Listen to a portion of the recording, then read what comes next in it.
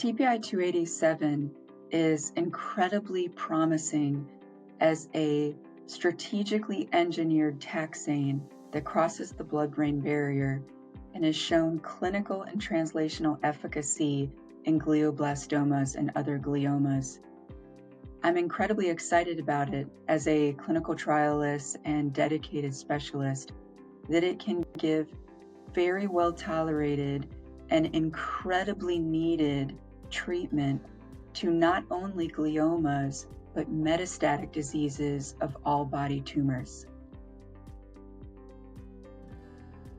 Welcome back, and thank you for joining us today for another Virtual Investor KOL Connect segment featuring CNS Pharmaceuticals. My name is Janine Thomas. I am CEO of JTCIR, and I will be the moderator for today's segment. Today's topic is glioblastoma and CNS Pharmaceuticals product candidate TPI 287. So I'm very pleased to be joined by Dr. Erin Dunbar. She's a founding physician of the Brain Tumor Center and director of Neuro-Oncology at Piedmont Atlanta Hospital. She specializes in the comprehensive care of brain and spinal tumor patients who are battling both primary and metastatic tumors. Dr. Dunbar, thank you for joining us today. So before we get started, I want to remind our audience that CNS Pharma trades on NASDAQ under the ticker CNSP. And during today's discussion, the company will be making forward-looking statements. So I encourage you to view the company's website and SEC filings for the latest filings and information.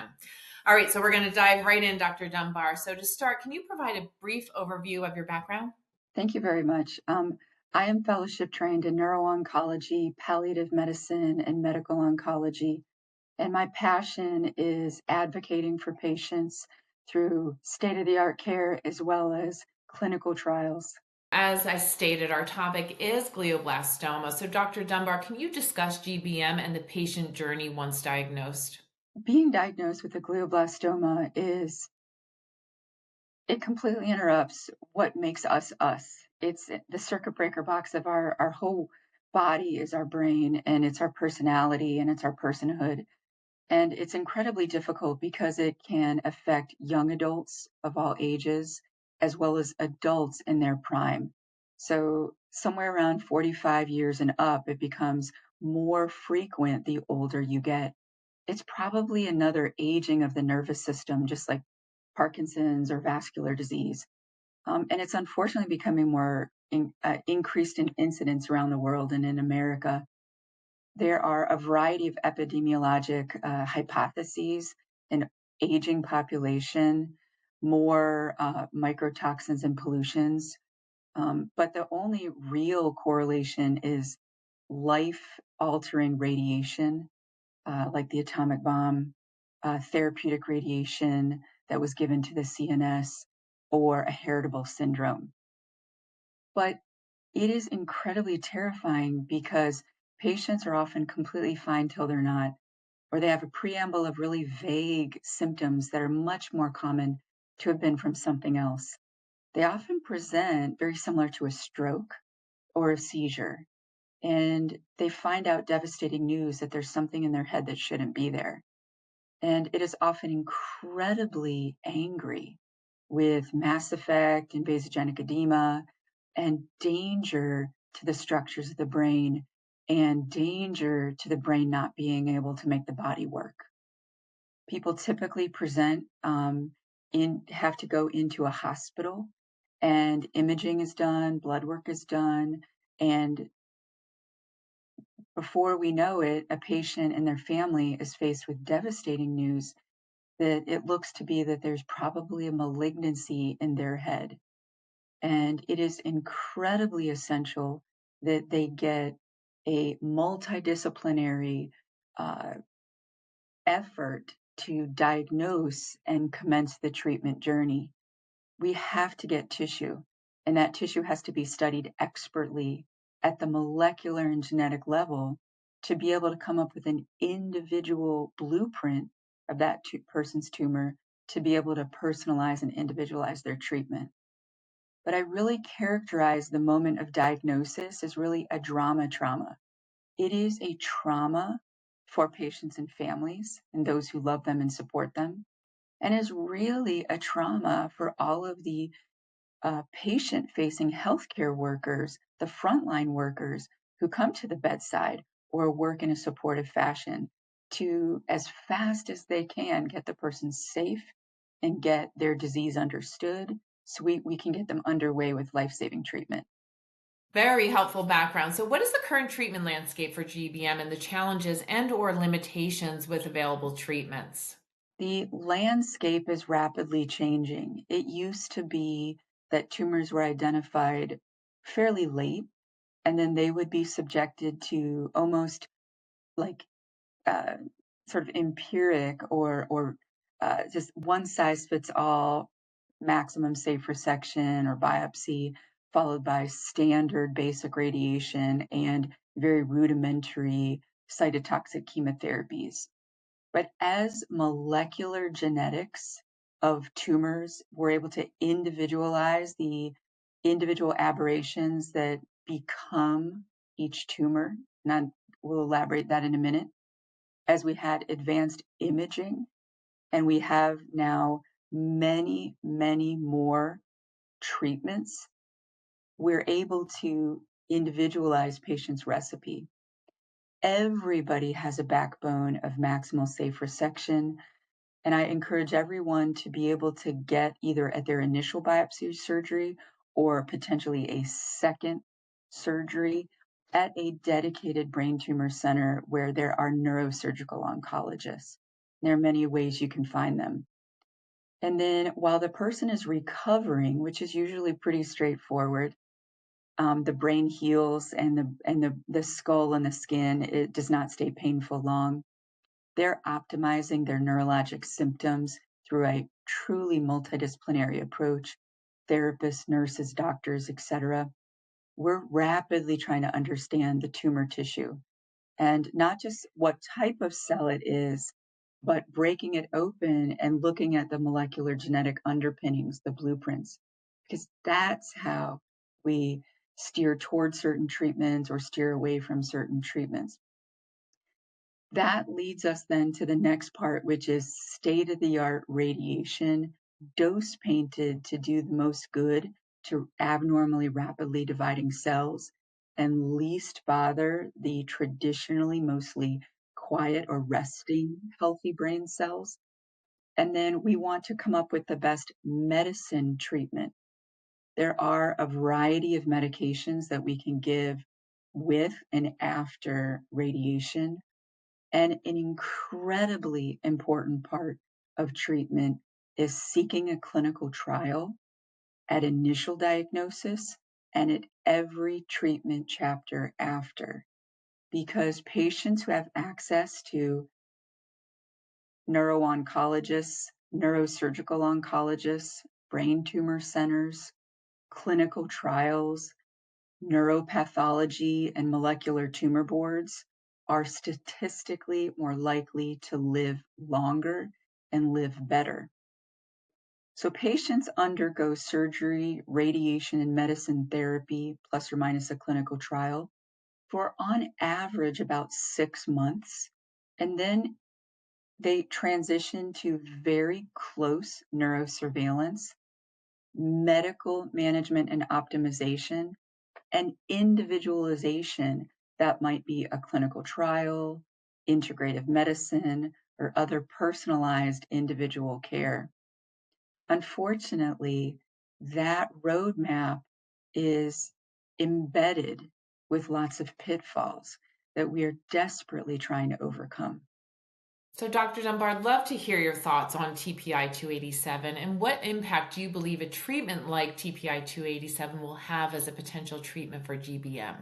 One of the reasons that, you know, people in a helping profession get up every day is we want evidence-based hope. We are looking to make incremental gains and helping people live better and better longer. And one of the ways we do that is we look at, how can we take something that works in one tumor process or many tumor processes, and is there any way it can be smartly engineered to work even better or in even more tumors? One of the ideas is that we want to really continue to take a variation on the theme and make it better. We have to figure out when is the right time to use it on the person's treatment journey. How do we combine it and sequence it? How can we make it the safest and most tolerable? And how can we make it the most efficacious? And as a medical oncologist, I can share with you that the lion's share of systemic malignancies, for those that we have a cure or we have the potential to cure, or we've made huge improvements in how well and how long people are doing, have a taxane as part of the foundational treatment, whether it's at diagnosis or it's at second or third line, et cetera. But taxanes remain a incredible foundation stone in the management and control of tumors. However, there's a lot of side effects: cardiotoxicity, neurotoxicity, myelosuppression. And one of the biggest historical problems is the blood-brain barrier. The majority of medications don't get successfully into the central nervous system. However, this is really an incredible breakthrough for me. I think in my medical oncology, neuro-oncology lifetime, just to be able to witness that we have drugs now that have been smartly engineered to get into the nervous system better, to be able to be seen in the translational and clinical arenas as single agents and in early combinations show radiographically and clinically that they're working is it's incredibly inspiring, and it really brings me hope. And so when I think about this particular time point, it's really exciting because the data thus far in the clinical and translational work shows that it gets in through the blood-brain barrier beautifully. It is showing activity clinically and translationally. It is very well tolerated and actually has a paucity of the traditional taxane side effects: absence of cardiotoxicity, much more demuted or absent neurotoxicity, myelosuppression, et cetera, and really no other surprises. What I also think is important in the available literature is that it seems to work equally as well, and maybe potentially we'll find out better in patients who have gliomas that are unmethylated. And that's traditionally both an unmet need that we really need more treatments for, and patients who traditionally don't do as well with any treatment. So if this story continues to play out with that as a theme, that'll be incredibly important. Another really important thing is that the mechanism of action is multifactorial. And it definitely, by all translational and early clinical data, is showing less acquiring of resistance, less efflux drug out of the cells. That's huge, because one of the other unmet needs and sort of conundrums and problems in glioblastoma care, as well as all oncology care, is we might get a drug to work for a while, and then the tumor comes up with a resistance mechanism, and then it doesn't work anymore. And so that's really exciting to me. And then a third area that I would like to highlight is that it's really promising for combinatorial therapy, potentially with bevacizumab or in other combinations that we already know have synergistic or multiplicable benefit in systemic or other metastatic tumors. So taxane plus. It looks to be, at least at this stage, helpful in bevacizumab failures. For instance, we might be able to continue to cycle patients on effective treatment after they've been on or have failed bevacizumab. And then I think what is lastly just incredibly exciting to me is I want to be able to use this drug not just in glioblastomas, but following what we've already done in drug discovery for glioblastomas is that if we find something that works in glioblastomas, it often works in other glioma subtypes in the upfront or recurrent setting.